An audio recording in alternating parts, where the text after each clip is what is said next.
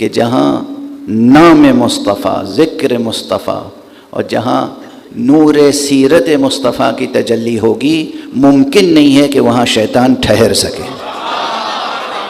اور اس لیے ایک بات یہ بھی یاد رکھیں، دو باتیں۔ ایک بات تو یہ کہ ہمیشہ صلوات، ذکر صلوات، اسے کرتے رہنے کی سعادت حاصل کیجیے۔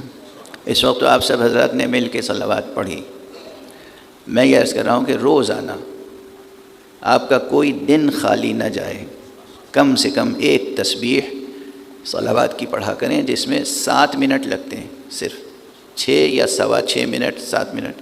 یہ اس لیے کہہ رہا ہوں کہ اس سے زیادہ تیز پڑھنے کی کوشش نہ کیجیے گا کہ بے ادبی ذکر کی ہوتی ہے۔ ذکر پورا ادا ہو، اللہم صلی علی محمد و آل محمد، یہ ذکر پورا ادا ہو۔ ایک تسبیح کم سے کم ہر شخص کو پڑھنی چاہیے۔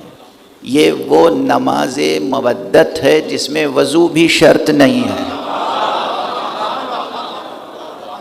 یہ ہمیشہ جاری رکھیے۔ دوسری بات یہ، آپ حضرات نعرے بلند کرتے ہیں، بہت اچھی بات ہے۔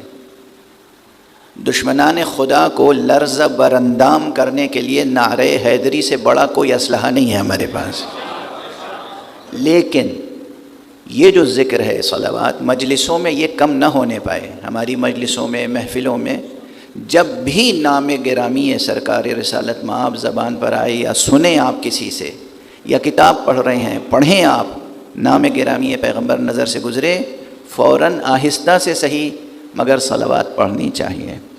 اور اگر محفل ہے، مجلس ہے، تو بلند آواز سے پڑھنی چاہیے۔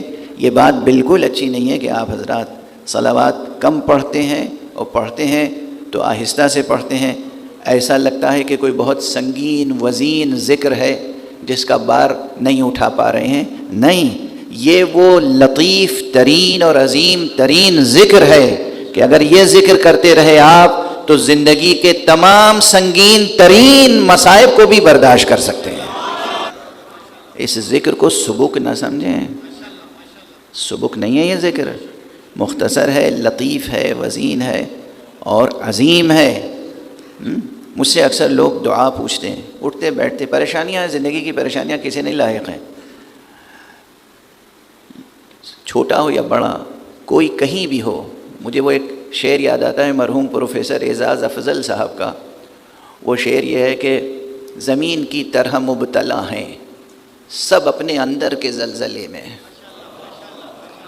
زمین کی طرح مبتلا ہیں سب اپنے اندر کے زلزلے میں، پہاڑ کے دل میں جا چھپو گے تو اس میں بھی تھر تھری ملے گی۔ بڑا سائنٹیفک شعر ہے اور حقیقی شعر ہے۔ تو چاہے کوہ ہمالیہ ہو اور چاہے کوئی معمولی سا ذرہ، ہر وجود میں ایک زلزلہ چھپا ہوا ہے۔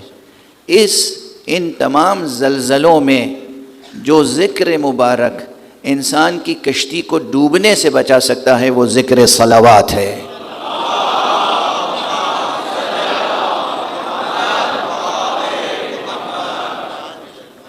اور بات بالکل سامنے کی ہے، لیکن بہت سی باتیں سامنے کی ہوتی ہیں، لیکن پھر بھی تاکید کے طور پر اسے دہرانا پڑتا ہے، یاد دہانی کرانی پڑتی ہے۔ اور میں ایسے مواقع کو اس لیے بھی استعمال کرتا ہوں کہ بھئی لوگوں کو یاد رہے گا، فلاں جگہ کہتے افتتاحیہ تقریر تھی مگر اس میں بھی خطیب نے یہ بات کہی تھی، تو وہ یاد رہ جائے تاکید کے طور پر کہ اس سے بڑا کوئی ذکر ہے نہیں، اس سے بڑی کوئی دعا ہے ہی نہیں، اس سے بڑا کوئی امر الہی نہیں ہے۔ اس لیے کہ جتنے بھی اوامر الہیہ ہیں، قرآن مجید پورا پڑھیے کس طرح سے ہیں وہ۔ اللہ ہے، خالق ہے، رب ہے، مالک ہے ہمارا، جس طرح سے چاہے ہمیں حکم دے اور جس بات کا چاہے ہمیں حکم دے۔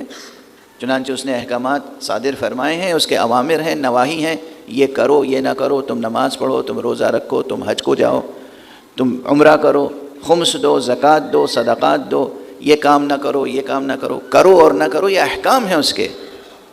صرف ایک حکم ایسا ہے جو اس نے یہ نہیں کہا تم کرو، صرف ایک حکم ہے جو اس نے کہا دیکھو میں یہ ذکر کرتا ہوں، میرے خاص فرشتے یہ ذکر کرتے ہیں، تم بھی کرو۔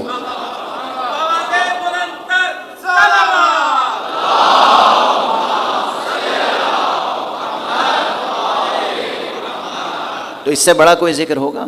یاد ہے نا، میں ایک بار آیت بھی پڑھ دیتا ہوں تاکہ اس آیت کی تلاوت کی برکت بھی شامل محفل و شامل حال ہو جائے. ان اللہ وملائکتہ یصلون علی النبی یا ایھا الذین آمنوا صلوا علیہ وسلموا تسلیما.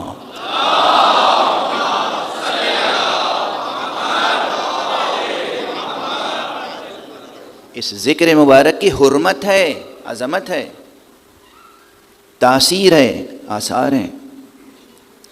یہ ایک طریقہ ہے حضور کے دامن کو تھامنے کا، سیرت سے وابستگی کا.